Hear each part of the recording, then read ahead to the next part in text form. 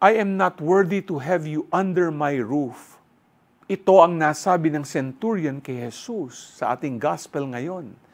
Pinakita niya ang deep faith and trust in Jesus' authority to heal His servant, kahit na hindi ito pumunta pa sa kanilang lugar.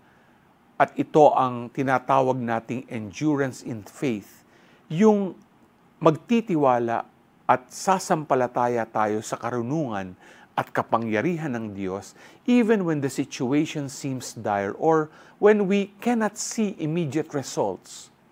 Pinakita rin ng centurion ang kanyang humility at ang humility ang susi sa endurance dahil pagkilala ito ng ating limitations at ang magagawa natin ay to trust fully on God's grace and power rather than our own strength.